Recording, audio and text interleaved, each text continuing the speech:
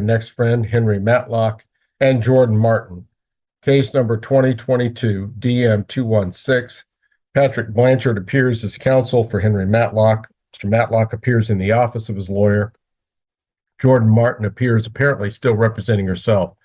This matter comes before the court at this time for review of case status. Back on March the 7th, this court had a non-evidentiary hearing. The court ruled that the motion to modify the parenting plan stated a prima facie case.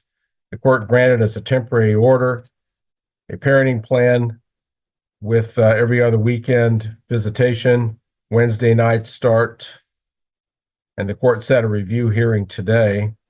That was eventually journalized, I believe, by Mr. Blanchard. Court also notes that there is a motion currently before the court that was filed back on May the 1st,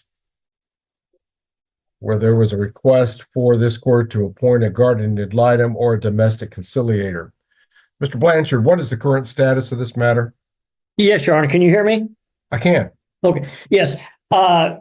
It is set for review today, Your Honor, and it also is set for the motion that we filed because we believe an independent third party who's a professional could provide the court with needed information and perhaps avoid the necessity for a trial. I would tell the court that all the concerns we had that were filed in our verified motion are largely still present in this matter.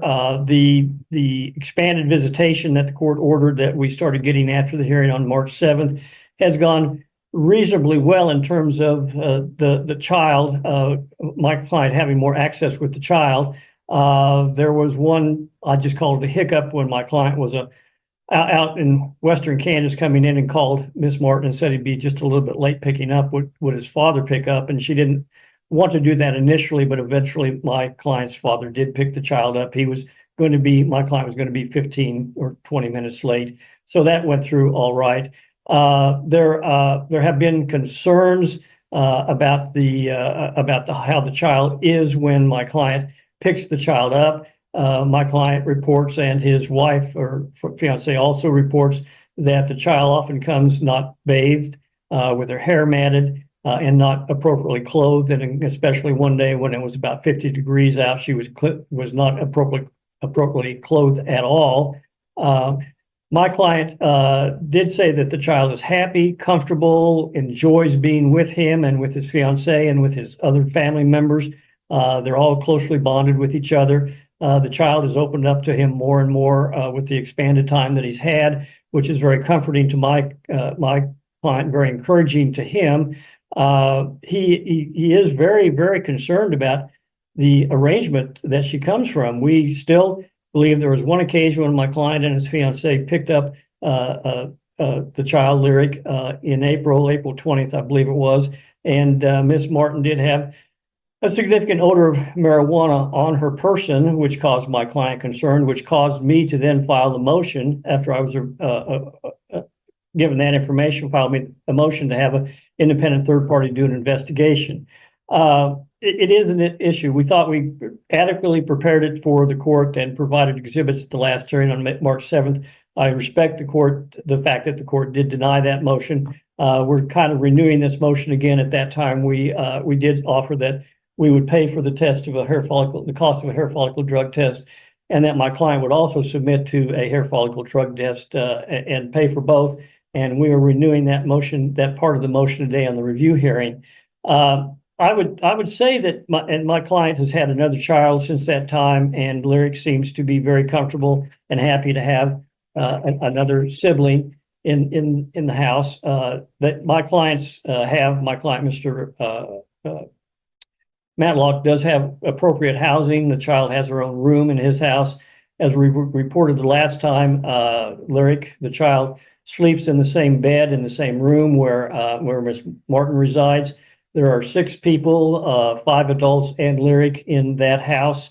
It has one bathroom. It's a very crowded place for the child, and we don't believe that is the best situation for the child to be in at that time, at any time. But we think that situation should be corrected in some way, and we think more time with my client would make that a better situation. I would tell the court that my client did send an email or a text message to Ms. Martin to see if they could discuss it on their own and arrive at him having some expanded parenting time.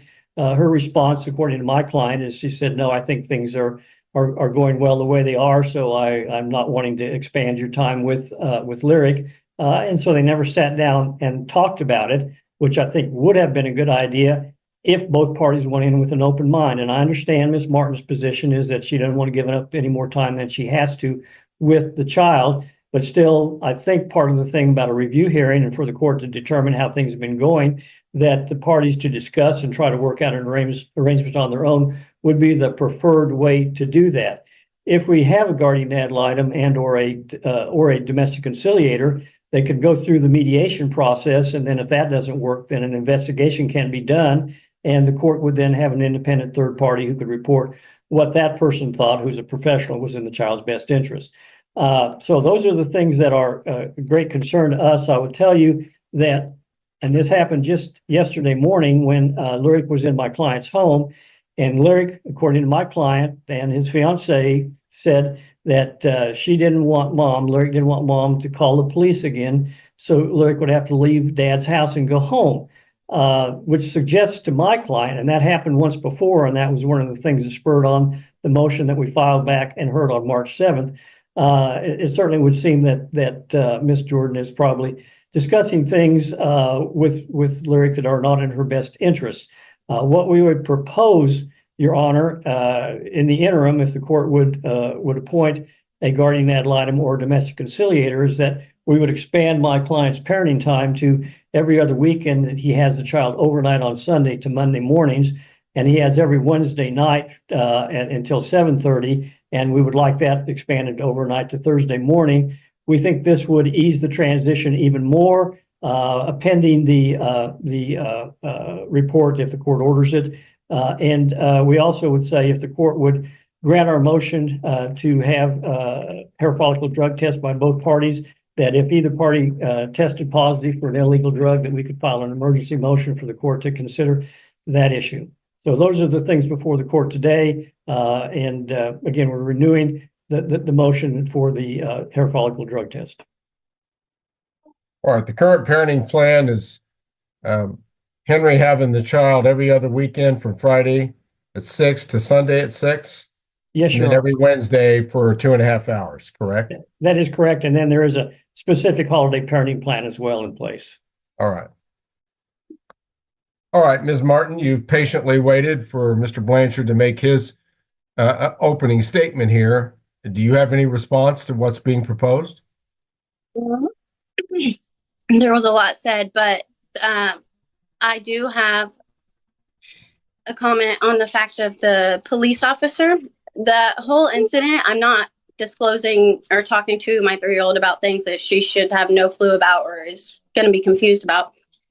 She has all of a sudden, randomly, she's been coming to me on the last day that she just dropped off, and later at night, she tells me she loves me and all this and that. And then she tells me that she wants me to call the police officer to have the police officer come get her because she doesn't want to be at her dad's at night.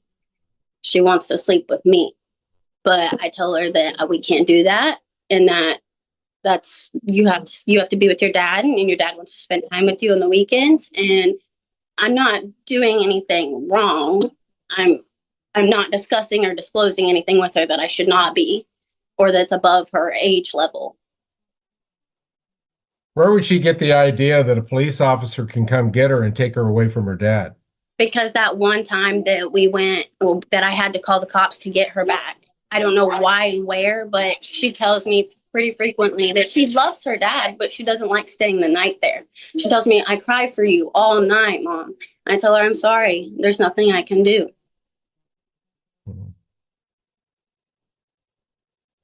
All right. May I respond to those comments, Your Honor?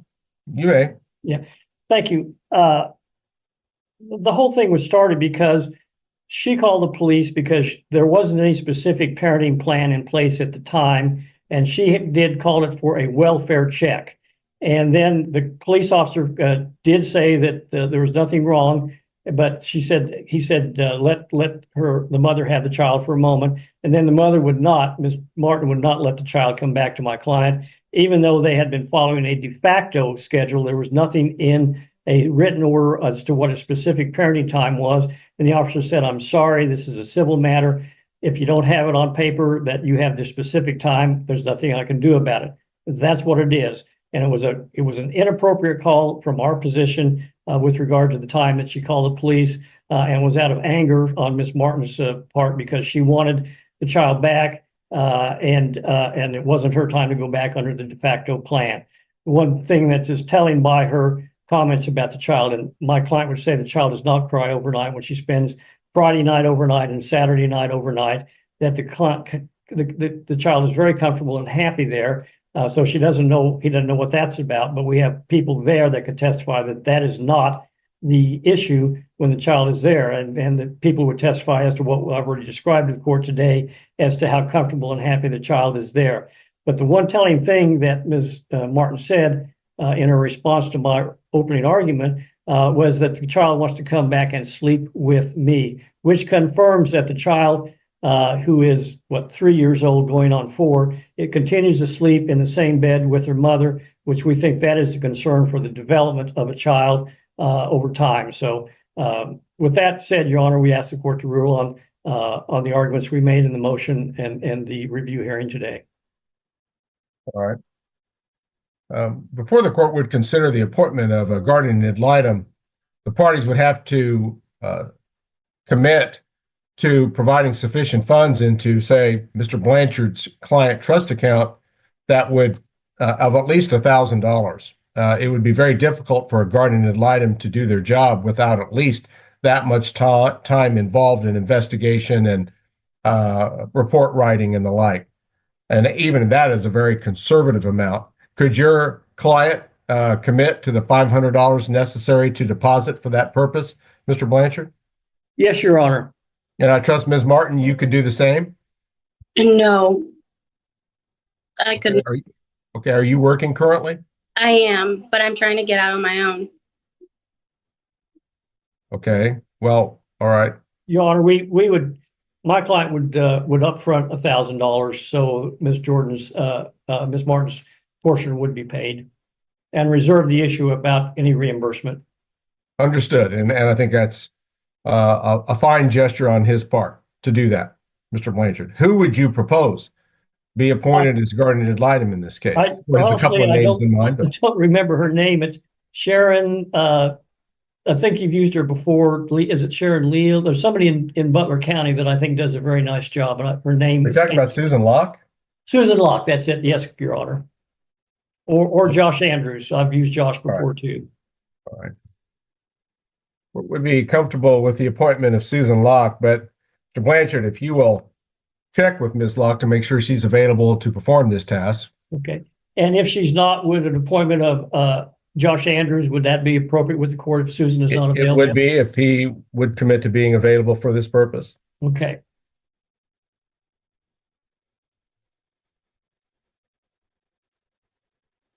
And hopefully you won't have to go to a third name, Mr. Blanchard. Yes. Ms. Martin, the court's inclined to appoint a lawyer, essentially, to represent the interest of the child, called a guardian ad litem. And what they do is that they make recommendations in the best interest of the child.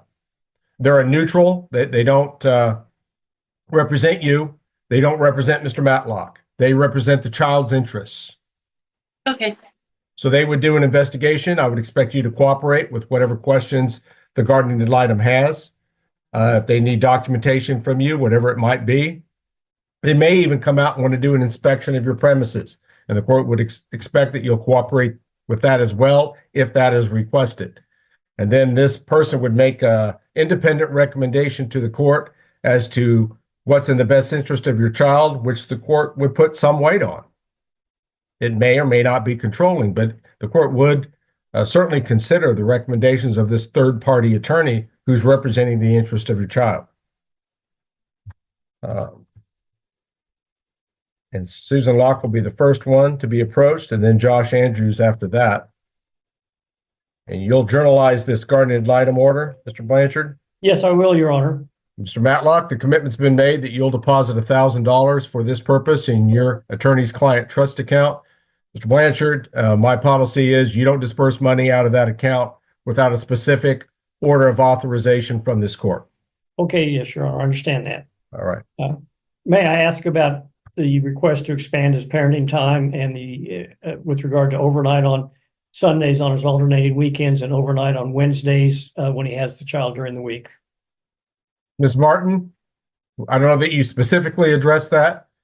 The request has been made to allow another overnight during the week and on the weekend. Your position? I don't think that that's very wise at her age because she's going to be starting school soon. So I think that that's going to be a little hectic. Okay, first of all, the traditional school year is about ready to end. We're going to get into the summer. Yes. And she is just ready to turn 4, so she won't be starting kindergarten. No, but she's going to be in pre-K all day until I get off work. Okay, and that would start what, in August sometime? Yes. All right. So if during the summer, if overnights on Wednesdays, I don't see why not. And then what time would it be contemplated that the child would be returned to the mother on Wednesday, which would be essentially Thursday morning? Thursday morning. We could do an exchange at what, 8 or 9 o'clock in the morning? It'd have to be before 7. That's when I go to work. I could just, Well, that's awfully early in the morning for a You got child a in the family summer. member, right? I could possibly have a family member do it around 8. 7:30. Okay. 7:30 or 8? All right, by no later than 8 a.m. then on Thursday morning, the court will allow the expansion of parenting time on the Wednesdays. What about the Sunday night to Monday morning? Is that the same issue that he goes to work early on Monday? Yeah, it's same. It's I start my shift at 7 Monday through Friday. But we can have a family member drop her off no later than 8. If I may speak, I start work a lot earlier than both those times. I go in at 6 a.m., sometimes 7 a.m. Okay, so who provides care while you're working? My mom, she babysits her for me, and I pay her biweekly. At your house? Yes. We would Okay, make well, the sheet. the drop off would be the same, whether it's to be to Jordan or to the mother. Okay, I don't see that the Sunday overnight to Monday interferes substantially with the mother's parenting rights. She gets up early and goes to work on Monday morning. Mr. Matlock, if you want to keep the child overnight on Sunday on your weekends, drop them off essentially to grandma at Jordan's house on Monday morning, I just don't see that that would be inconsistent with the best interest of the child at this point, and the court will allow that expansion as well. I just hope that everything's going well during your time with this 3-year-old.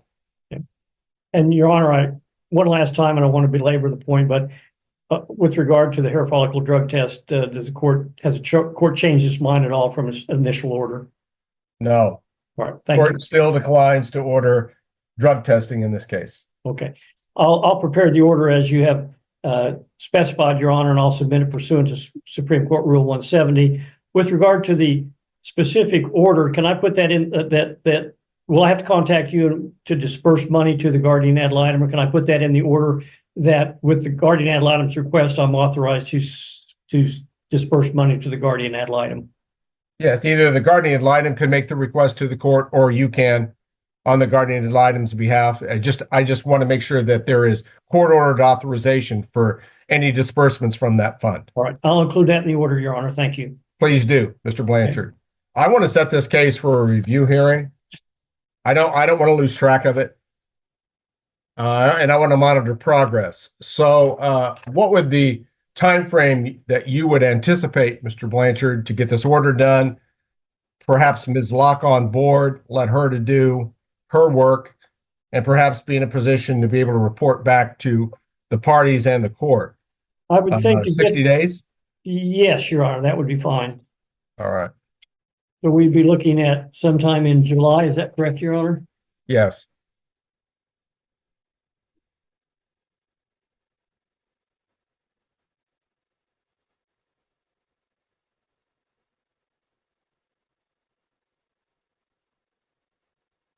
Your Honor, the week of July 14th, I'm not available, but I'm available the week after that, anytime on the 21st. I'm available.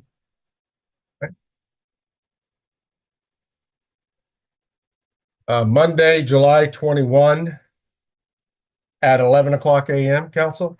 Yes, Your Honor, that's fine. Court will conduct another Zoom review of the status of the case, Monday, July 21, 11 o'clock a.m. Hopefully, the court and the parties will have available a guardian ad litem report by that time. If not, we'll review progress and do further scheduling as may be necessary at that time. Thank you. I'll look forward to receiving your order of modification, Mr. Blanchard, and we'll review the case by Zoom Monday, July 21, 11 o'clock a.m. Thank you, Your Honor. All right. If there's nothing further then, at this time, this matter will currently be in recess, and this meeting may be in. Share your thoughts in the comments, and don't forget to subscribe for more courtroom breakdowns.